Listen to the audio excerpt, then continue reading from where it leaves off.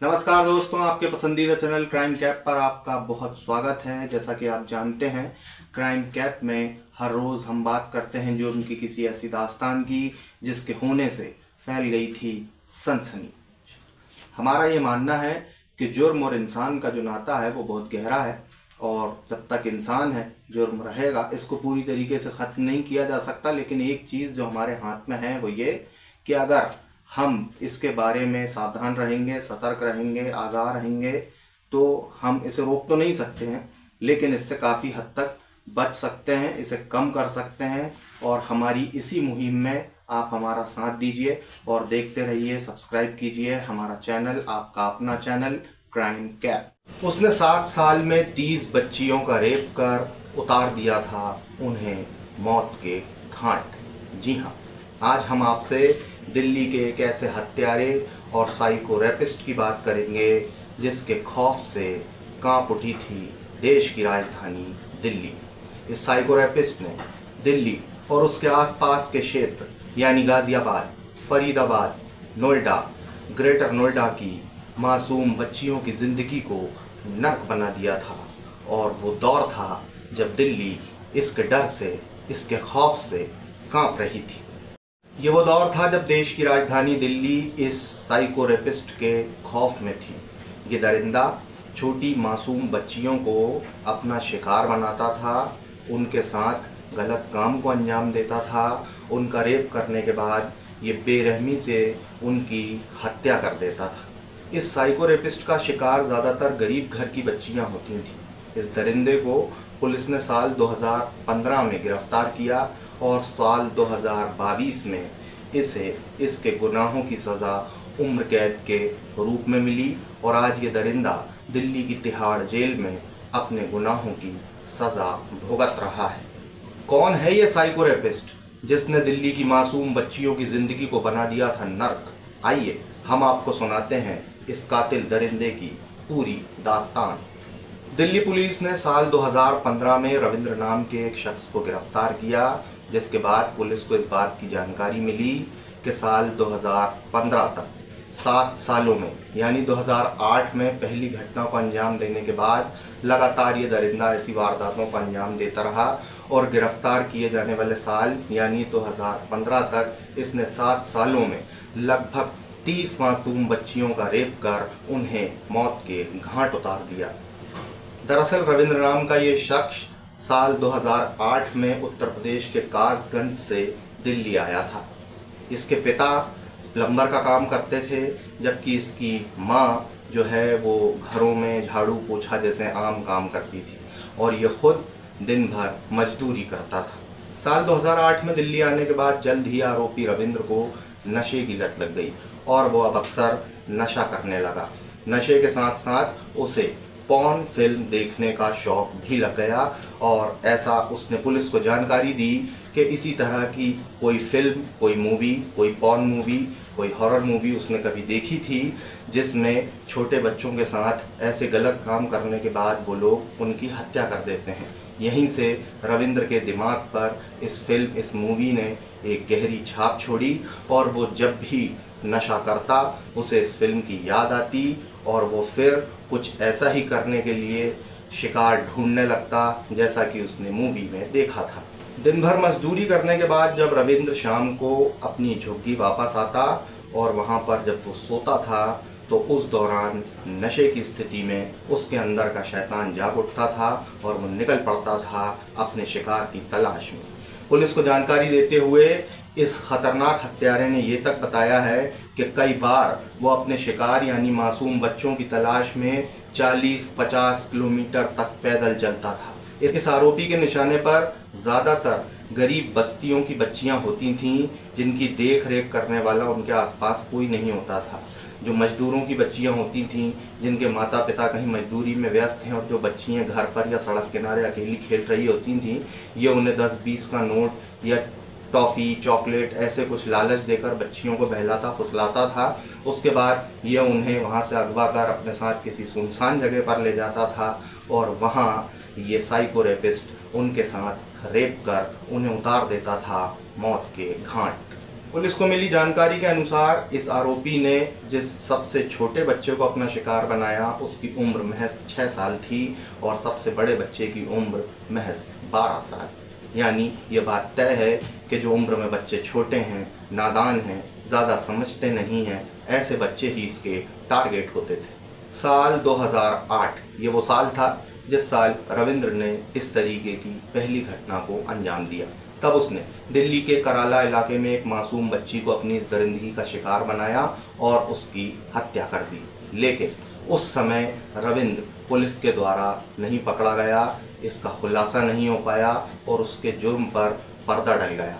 इसके बाद क्या था, रविंद्र को इस काम में मज़ा आने लगा और पहली हत्या में गिरफ्तार न होने के कारण उसके हौसले और बुलंद हो गए। अब वो लगातार ऐसी वारदातों को अंजाम देने लगा। आरोपी रविंद्र ने दिल्ली और उसके आसपास के कई जिले यानी गाजियाबाद, फरीदाबाद, नोएडा, ग्रेटर नोएडा और इनसे भी आगे निकलकर ऐसी ही वारदातों को अंजाम दिया। ये हत्यारा इतना शातिर था कि जहां एक बार एक वारदात कर देता था, दूसरी बार उस इलाके में नहीं जाता था और एक नया इलाका और नए शिकार की तलाश ये करता था ताकि पुलिस के हाथ इस तक ना पहुंच सकें। तो जैसा कि हमने आपको बताया, साल 2008 में कराला दिल्ली में पहली घटना को अंजाम देने के बाद रविंद्र बच निकला, वो पुलिस के हाथ नहीं लगा। इसके बाद आता है साल 2012 जब ये अपने माता पिता के साथ दिल्ली के बेगमपुर इलाके में रहने के लिए शिफ्ट हो गया। अब आता है साल 2012। यहाँ पर रविंद्र ने बेगमपुर इलाके में एक छोटी और मासूम बच्ची को अपनी इसी हवस का शिकार बनाने के उद्देश्य से वो उसे सुनसान जगह पर ले गया और उसके बाद उसने इस बच्ची के साथ दरिंदगी की। रविंद्र ने सोचा कि शायद बच्ची की इस घटना के बाद मौत हो गई है, वो उसे मरा हुआ समझकर एक नाले में फेंककर वहां से फरार हो गया। लेकिन बच्ची की किस्मत अच्छी थी, जाको राखे साइयां मार सके ना कोई। जी हाँ, वो बच्ची किस्मत से बच गई। उसे एक पुलिस कांस्टेबल ने नाले में पड़ा हुआ देखा, जिसके बाद उसे अस्पताल पहुंचाया। फिर लड़की की निशानदेही पर आरोपी का स्केच बनाया गया और यहीं से रविंद्र के गिरफ्तार किए जाने की उल्टी गिनती शुरू हो गई। उस छोटी बच्ची के द्वारा बनवाए गए स्केच और निशानदेही के तौर पर रविंद्र को साल 2014 में गिरफ्तार किया गया। लेकिन अफसोस कि अगले ही साल 2015 में उसे जमानत मिल गई। साल 2015 में रविंद्र को जमानत कैसे मिली, उसकी जमानत किसने ली, आखिर एक ऐसे अपराधी हत्यारे की जमानत कौन लेगा, इसके पीछे की भी कहानी बड़ी दिलचस्प है जो हम आपको आगे बताएंगे। दरअसल जिस शख्स ने इस आरोपी रविंद्र की जमानत 2015 में ली थी, ये उसी के बेटे की हत्या की प्लानिंग करने लगा और ये उसी की जान लेने के पीछे पड़ गया। जी हाँ, हम बात कर रहे हैं रविंद्र के पड़ोसी की। दरअसल रविंद्र के पड़ोस में एक लड़का रहता था जिसका नाम सनी था, उसकी इससे दोस्ती थी और सनी के पिताजी ने ही 2015 में इस आरोपी रविंद्र की जमानत ली थी। वो क्यों ली थी हम आपको आगे बताएंगे। और उनका जो बेटा था सनी, वो रविंद्र का दोस्त था। दरअसल इस पड़ोसी ने आखिर इस आरोपी रविंद्र की जमानत क्यों ली थी, उसके पीछे वजह थी रविंद्र की माँ। क्योंकि जो उसका पड़ोसी दोस्त था सनी, उसके इस आरोपी रविंद्र की माँ के साथ अवैध संबंध थे और इसीलिए सनी के पिताजी ने रविंद्र की जमानत साल 2015 में ली थी। अब जमानत पर छूटकर जब रविंद्र बाहर आ गया, उसके बाद सनी और रविंद्र की दोस्ती जो है वो जो पहले से थी वो और गहरी हो गई। अक्सर इन दोनों का घर आना जाना लगा रहता था। इसी दौरान सनी की माँ के साथ एक बार संबंध बनाते हुए, सनी को अपनी माँ के साथ संबंध बनाते हुए रविंद्र ने रंगे हाथों देख लिया। बस इस घटना को देखने के बाद से रविंद्र के सर पर खून सवार था और वो ऐसे मौके की तलाश कर रहा था कि कब उसे मौका मिले और वो सनी को मौत के घाट उतार दे। वो प्लानिंग करने लगा सनी की हत्या की। इसी प्लानिंग के तहत एक बार उसने सुनसान जगह पर पार्टी करने के बहाने से सनी को बुलाया। वहाँ पर इन लोगों ने जमकर शराब पी, लेकिन सनी इतना चालाक था कि उसने उस समय शराब पीने से मना कर दिया। इस बात से रविंद्र बहुत नाराज हुआ और इन दोनों के बीच वहां पर मारपीट शुरू हो गई। इसी मारपीट के दौरान किसी तरह सनी वहां से मौके से फरार हो गया, बच के भाग निकला। लेकिन झूमा झटकी के दौरान सनी के कुछ डॉक्यूमेंट्स, आधार कार्ड और उसकी कई चीज़ें, उसका पर्स वगैरह, वो लड़ाई में झूमा झटकी में वहां पर गिर गया। और वो जो डॉक्यूमेंट्स थे वो इस आरोपी रविंद्र के हाथ लग गए। ये नशे में था। उसके बाद ये रात भर बेगमपुर इलाके में नशे की हालत में घूमता रहा और ढूंढता रहा किसी नई बच्ची को जिसे ये अपना शिकार बनाए। रात में इसके हाथ एक बच्ची लगी जिसे ये सुनसान इलाके में ले गया।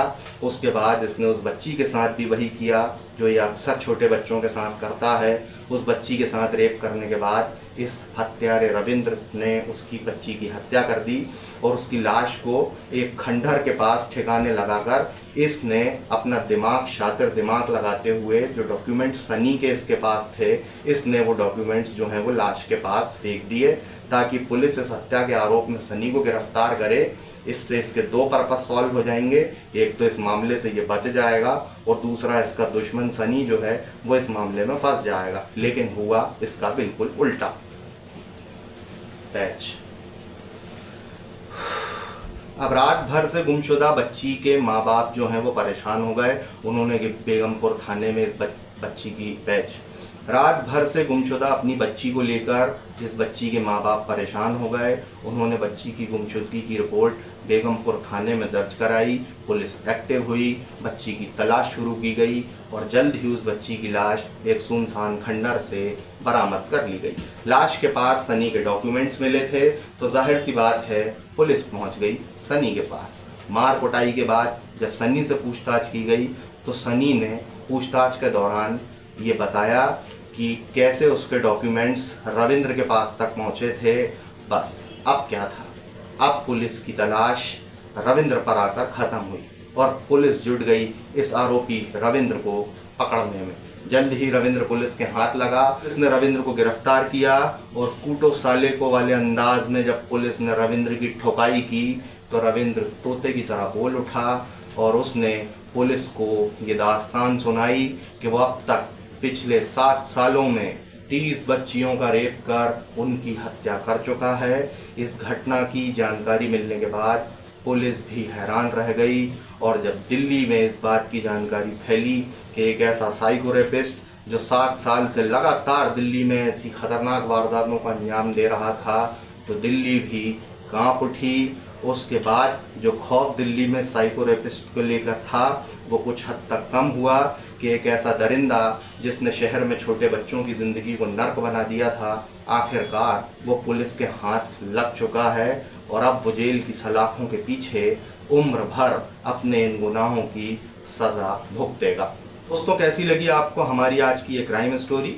कमेंट सेक्शन में हमेशा की तरह हमें बताना ना भूलें। वीडियो पसंद आया हो तो वीडियो को लाइक करें, शेयर करें, सब्सक्राइब करें और ज़्यादा से ज़्यादा लोगों को आपके अपने पसंदीदा चैनल क्राइम कैप से जोड़ने की कोशिश करें, क्योंकि हम लगे हैं एक ऐसी मुहिम में जिसमें हमें बनाना है एक क्राइम फ्री समाज और उसके लिए हमें आपके समर्थन की ज़रूरत है।